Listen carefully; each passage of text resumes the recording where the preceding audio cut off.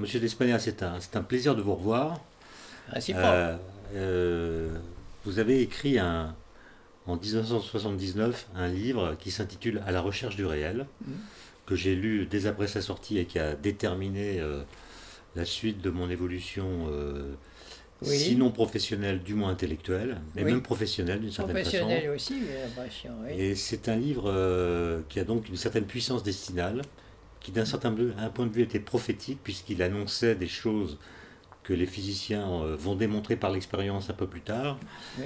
Et la question que je voulais vous poser, c'est comment a germé cette idée d'écrire un livre qui est assez inclassable, parce que c'est un livre philosophique, mais parlant surtout de physique, sans être un livre de physique.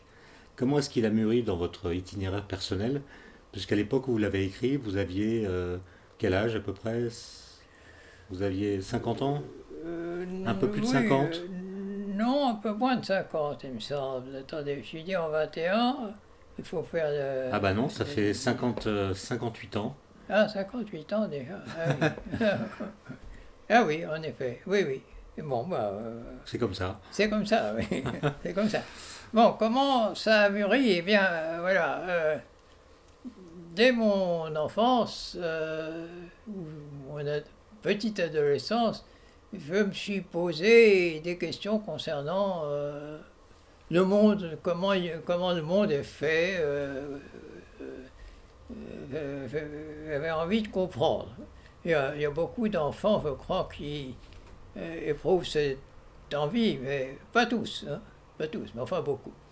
Et naturellement, comme tout le monde, je me suis construit une vision assez mécanistique, n'est-ce pas, des choses. Genre boule de billard, si vous voulez. Et, mais en même presque, enfin un peu plus tard, disons, vers les 17-18 ans, j'ai découvert aussi la philosophie. Euh, dans les livres de Bergson, Bergson est un philosophe, mais en même temps c'est quelqu'un qui savait écrire. Et donc ces livres ne sont pas dans le jargon philosophique qu'on trouve trop souvent, mais sont des livres qui sont de lecture relativement facile. Enfin, on a besoin de concentrer, mais le style, en tout cas, est bon. Alors, ça m'a intéressé et j'ai découvert là que, bon, peut-être que le mécanicisme était un peu quelque chose d'un peu simpliste parce que, apparemment, un bon philosophe, ne s'intéressait pas tellement à ça, mais voyait les choses autrement. Et, euh, et donc, bon, ça me posait un problème, si vous voulez.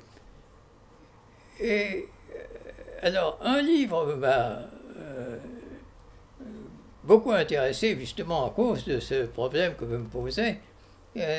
C'est un livre de Louis de Broglie qui s'intitule Matière et lumière, qui venait aussi d'être publié, un peu comme dans le cas que vous rappeliez. Et alors, qui a été écrit à un moment où Louis de Broglie était influencé beaucoup par les discussions qu'il avait eues au congrès Solvay, au 5e congrès Solvay.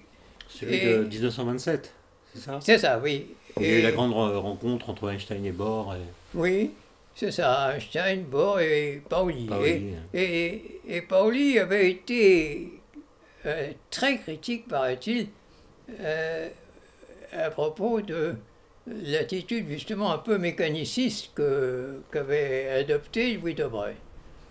Et donc, il avait convaincu Louis de Broglie. Louis de Broglie s'était laissé un peu convaincre, et son livre était donc assez influencé par l'école de Copenhague. Et là, ça m'a révélé qu'il y avait vraiment des problèmes conceptuels fondamentaux liés à la mécanique quantique, c'est-à-dire à la nouvelle physique, si vous voulez, qui se développait à grande vitesse à cette époque. Et donc, ça m'a orienté ça m'a donné envie de faire ce genre de travail, de continuer dans cette voie, de creuser cette voie. Et finalement, ça a orienté ma carrière. En ce sens que je me suis dit que, bon, on ne pouvait pas étudier ces questions-là en amateur, n'est-ce pas? On ne pouvait pas non plus les étudier en pur philosophe, qu'il fallait un peu se mettre dans le bain réel. Dans les deux bains, celui de la physique et celui de la philosophie. Oui, c'est ça, oui. Mais en particulier celui de la physique, et donc, bon, ça ne marchait pas trop mal de ce côté-là.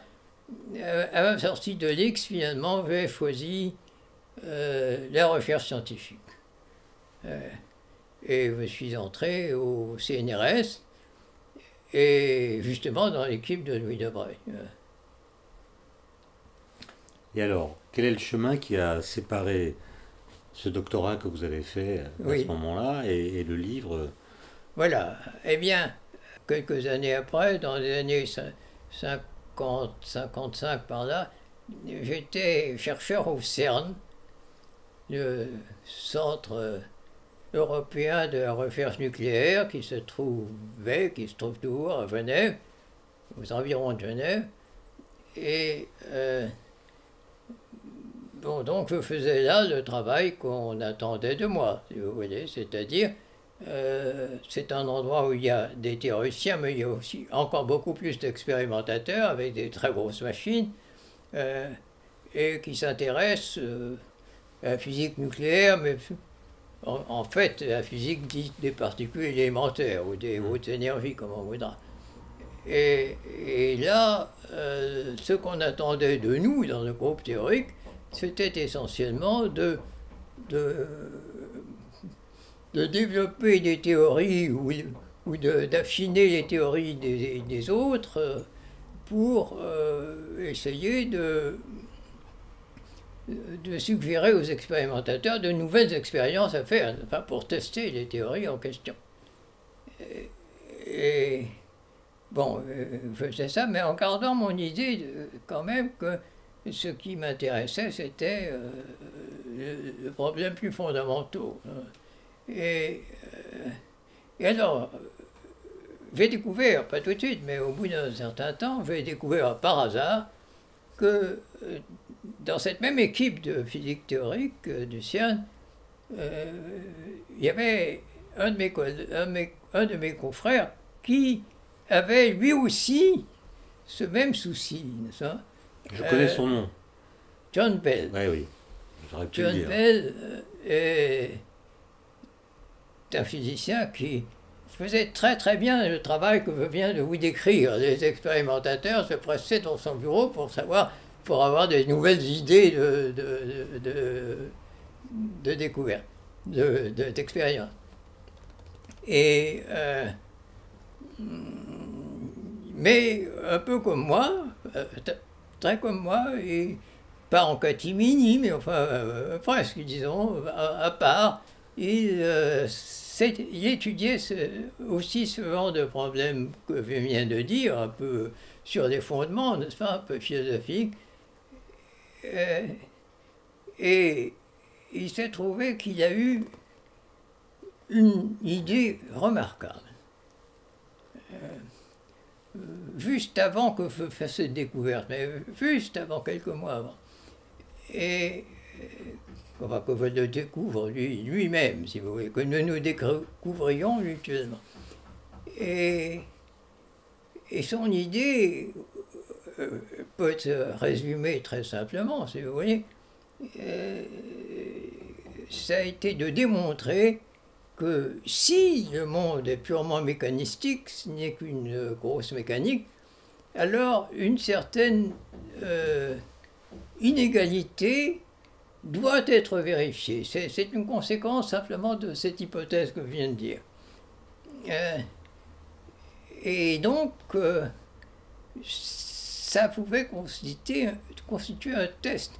Parce que la mécanique quantique, oui, je vais le dire il y a un instant, la mécanique quantique, elle, prédisait au contraire que cette inégalité devait être violée. Donc, il y avait un test, vous voyez. Un test Ou bien expérimental. il peut y aller ou il ne l'est pas. Et c'est un test expérimental qui pouvait être fait par des expériences.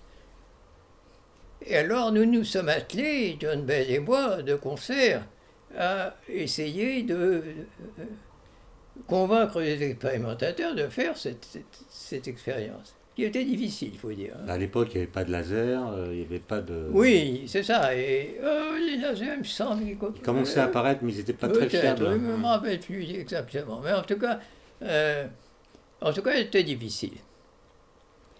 Et, euh,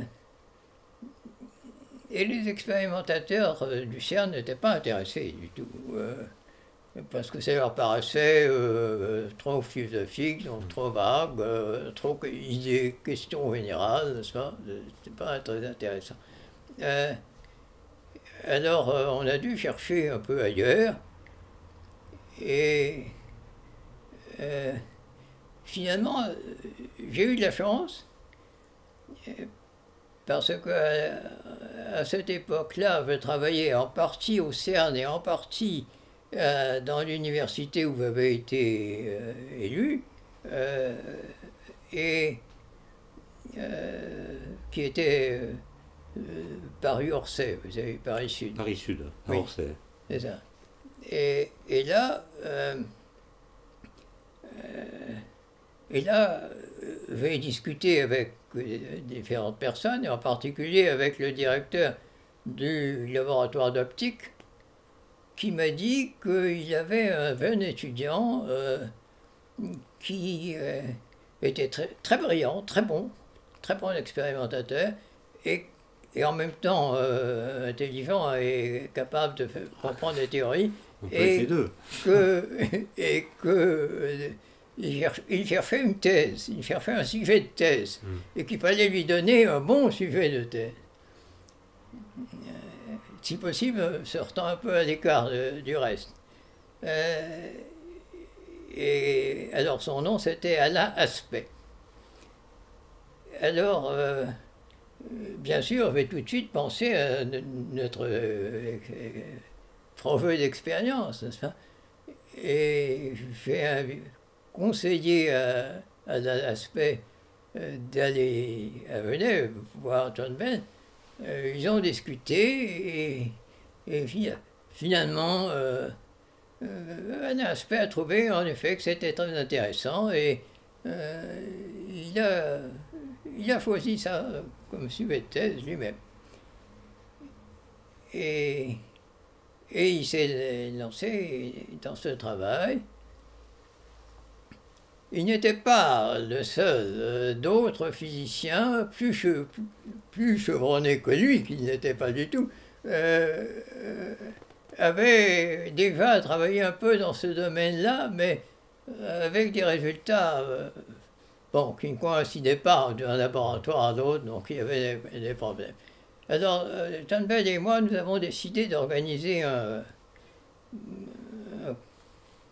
colloque, un symposium, je ne sais pas comment l'appeler, enfin un groupe de travail, disons, en Sicile, parce que ça convenait là, il y avait une possibilité de faire ça en Sicile, dans un endroit qui s'appelle Erice. Ah oui, au centre Majorana. Oui, voilà, exactement. Ouais. Et donc nous avons organisé cette chose-là, et nous avons invité naturellement à la fois, comme on fait toujours, des physiciens chevronnés dans le domaine, et également de jeunes futurs théoriciens, apprentis théoriciens si vous voulez, comme Zeilinger par exemple. Et nous avons aussi invité John Bell, Alain Aspect. Alain Aspect, oui, c'est ça. Et alors là, Alain Aspect a pu en discutant avec justement des gens qui avaient déjà ébauché travail dans ce sens-là, il a pu peaufiner ses idées. Et de retour à Orsay, il s'est lancé dans cette expérience. Mais il a voulu faire ça très bien, très scrupuleusement.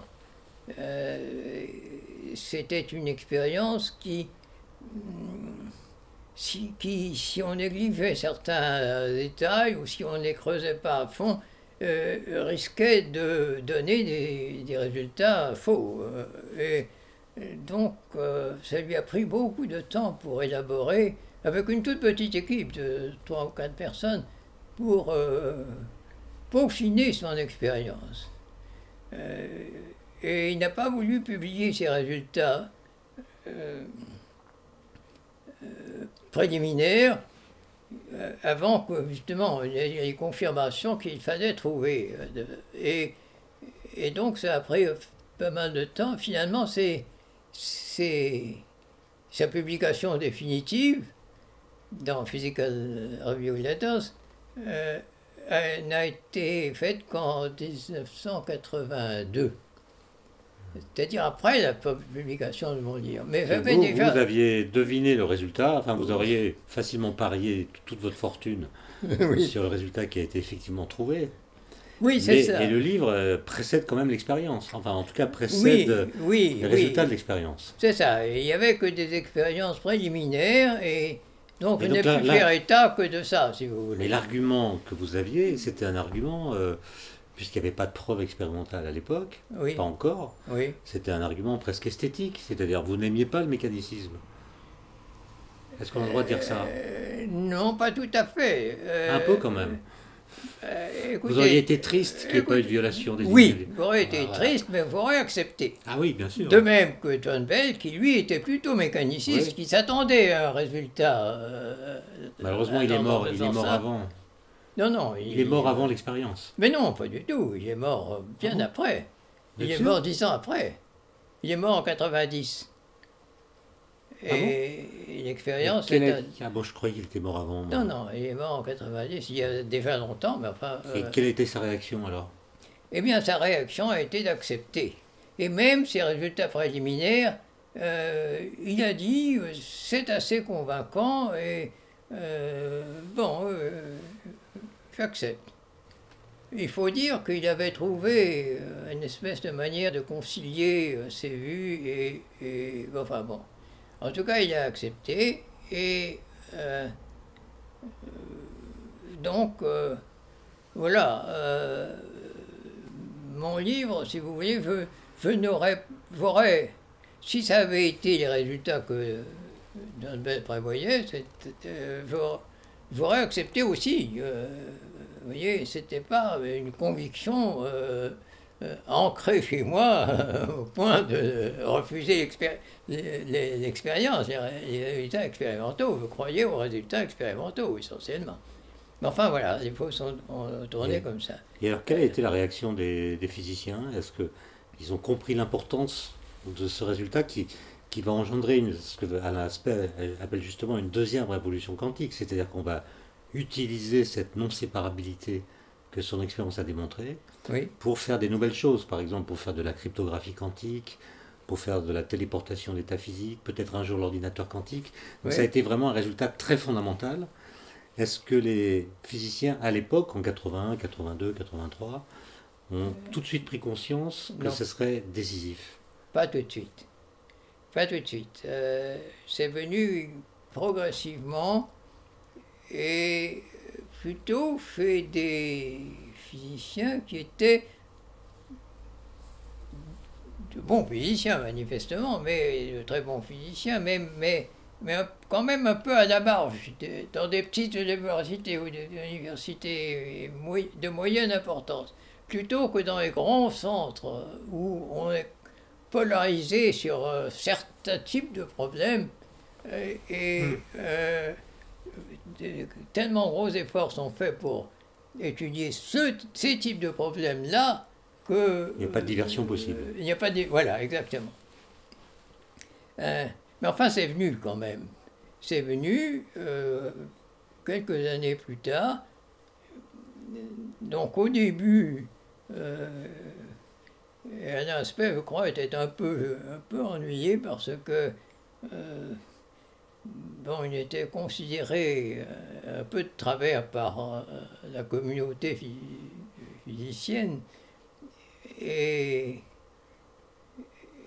et il a été soulagé, il m'a dit qu'il avait été lui-même vraiment soulagé quand petit à petit la communauté en question a découvert l'importance de son résultat. Voilà. Alors venons-en à votre livre, si vous voulez bien. Oui. Quel accueil a-t-il reçu par le grand public, par la presse, par les physiciens, par les philosophes? Est-ce qu'il est... Eh bien, un accueil inattendu, de ma part en tout cas. J'avais déjà publié un premier livre chez Hermann qui avait retenu l'attention de certaines personnes, mais enfin, une toute petite fraction.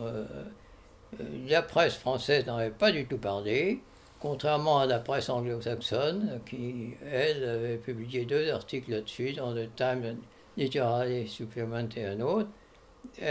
Donc je m'attendais à quelque chose de tout à fait similaire, si vous voulez. D'autant plus que c'était publié chez Gauthier Villard, qui était un très bon éditeur scientifique, très reconnu, mais enfin, uniquement pour des livres assez vraiment axés scientifiques. Et donc avec Alors que là, il reparaît chez Duno avec un... Pardon? Là, il reparaît chez Duno. Maintenant, il reparaît chez Duno, oui. Diffusion bien meilleure. Voilà, oui.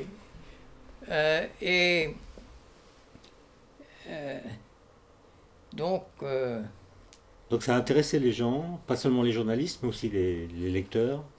Eh il y bien, a eu beaucoup de presse. Oui, justement. Il y a eu, pas très longtemps, quelques semaines après la publication du livre, il y a eu un article de Georges Suffert dans Le Point, qui était... bon, il a rangé un petit peu mes idées à sa manière, si vous voulez, c'était un peu orienté, mais l'article était très vivant, très bon, et dans le fond, j'étais d'accord avec ce qu'il disait. Et ça a déjà eu, je crois, un impact, oui. Si bien que, encore quelques semaines après, Le Monde a publié un article là-dessus. J'ai découvert dans Le Monde, en première page, un article où l'ouvrage était mentionné, mon nom aussi naturellement, et cet article se continuait par une deuxième page pleine et entière consacrée à mon livre. Et ça, c'était très bien. Et il reconnaissait que j'avais mis le doigt là sur un problème méconnu et qui était réellement significatif, quoi, important. Alors, bon, j'étais pas entièrement d'accord avec tout ce qu'il disait. En particulier, il disait quelque part que les philosophes se sont toujours trompés. Alors, moi, c'était pas mon sentiment. Pas tous, parce qu'ils sont pas tous d'accord entre eux, donc il y en a peut-être un qui a... Ah oui, mais ça n'empêche qu'ils peuvent se Statistiquement... tromper tous. Enfin, c'était une idée d'Harmonie, mais c'était pas la mienne, évidemment. Au contraire, j'avais envie de rattacher certaines racines, n'est-ce pas, des racines des pensées des grands penseurs, quoi, de tous les temps. Mais enfin, à part ce détail, oui, comme il était très approbatif. Alors ensuite, qu'est-ce qui s'est passé? Eh bien, il y a eu un 3e article dans le Figaro Magazine, cette fois, de Alain de Benoît, qui était également bon, avec quelques réserves, mais dans l'ensemble très bon, et également assez long. Si bien que ces pauvres Gauthier Villard sont tombés en rupture de stock 2 fois de suite avant les vacances de Noël. Avant les vacances de Noël, c'est pas le bon. Oui, entre le mois d'octobre, fin septembre, où le livre a été publié, et les vacances du Nouvel An, quoi. Alors que beaucoup s'apprêtaient à l'offrir en cadeau. Oui, oui, c'est ça. Monsieur Despaignat, j'ai relu votre livre en 2014 pour préparer cette réédition. Je l'avais lu une première fois en 1979. Bon, j'ai été frappé par le fait que, à part quelques conditionnels, puisqu'il y a des endroits où vous êtes prudent, Oui, oui. il n'y a rien à changer, puisque la publication des résultats de l'expérience d'aspect, qui est intervenue juste après la publication du livre, a confirmé tout ce que vous aviez expliqué. Oui, oui. Donc, si on vous avait demandé de réécrire quelque chose dans le livre, vous auriez pu dire ben non, il n'y a rien à faire. Eh bien, oui, presque, mais quand même pas tout à fait. Je ne vois pas de chapitre de mon livre que j'aurais envie de réécrire. Mais à certains endroits, j'aurais envie quand même de nuancer, si vous voulez, ou même de corriger une ou deux phrases. Par exemple, à la fin d'avant-dernier chapitre, intitulé Regards, je dis que l'homme doit contempler la réalité indépendante, ça, et y découvrir la source de ce que j'appelle la réalité empirique, c'est-à-dire de la science, quoi, de nos connaissances scientifiques. Maintenant, d'y admirer, oui, d'y admirer la source de nos connaissances scientifiques. Maintenant, je n'emploierai plus le verbe devoir. Je ne dirais pas il doit y admirer, etc., mais je dirais il peut. Il est invité. Il est invité. Il est invité, oui, encore mieux, oui. Voilà, bon, c'est une nuance, mais qui ne porte pas sur la physique, simplement sur... non, qui ne porte pas sur la physique. La conclusion presque morale que vous en tirez. Oui, c'est ça, exactement. Exactement. Alors, justement, on va un petit peu houspiller sur cet aspect-là des choses. Enfin, des philosophes m'ont un peu houspillé sur cet aspect-là des choses. Mais en fait, ceux qui m'ont vraiment houspillé, ce n'est pas des matérialistes. Ils n'ont pas dit un mot. Ils se sont contentés de faire silence sur la chose. Ce sont au contraire des philosophes qui avaient envie, d'une certaine manière, d'aller plus loin. Vers la spiritualité ou vers... oui, ou vers l'idéalisme intégral, si vous voulez, consisterait à dire ben, la notion même d'une réalité indépendante n'a pas de sens. Ce qui a ce sens, c'est l'expérience que nous faisons. Bon, ben, ça, effectivement, je dois dire que effectivement, je suis opposé, un peu viscéralement opposé à l'idéalisme intégral qui consiste à dire il n'existe rien d'autre que nous-mêmes, finalement, que nous et l'expérience. Avec cette nouvelle publication, si je calcule bien, 35 ans après, on va voir si les positions des uns et des autres à la lecture du livre auront changé ou non. Voilà, exactement. Ça va être un test expérimental de plus. Voilà, très bien. Et je me réjouis beaucoup à l'idée, justement, que ça va reparaître sous un aspect des deux, bien que ce soit rigoureusement le même texte, mais sous des habits neufs, disons. Et ça me fait grand plaisir.